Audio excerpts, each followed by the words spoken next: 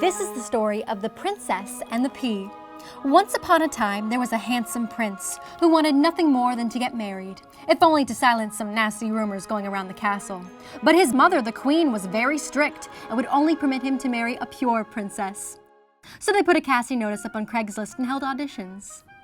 Unfortunately, every maiden they brought in had some horrible thing wrong with them. One of them had been convicted of mail fraud.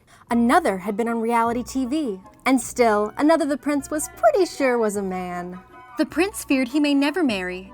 Then one rainy night, a young lass came to the castle fleeing the storm. She said her name was Brandy, with 2 eyes and a heart over one of the eyes. She was super hot and sort of edgy for a princess. But the prince, who always had a thing for drama, was sold. The queen, however, was not convinced. She didn't believe Brandy was princess material, so she devised a dastardly test.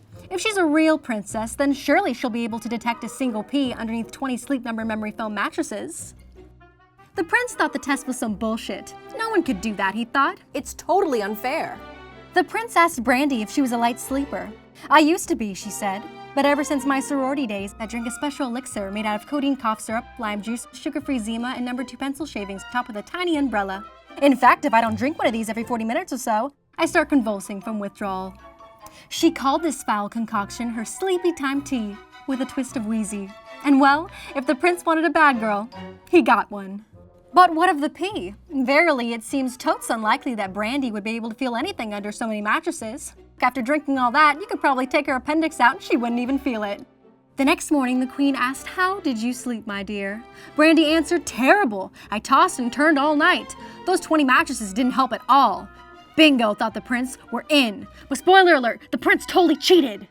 The queen said that the prince couldn't tell Brandy anything about the test, but she didn't say he couldn't prop a TV set next to her bed showing her reruns of Here Comes Honey Boo Boo all night.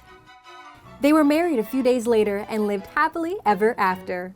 That is until a few days after the wedding, when Brandy, with 2 eyes and a heart over one of the eyes, stole almost everything of value in the castle and was never heard from again. Come back next week when you hear the fable about the wishing well who couldn't give a shit.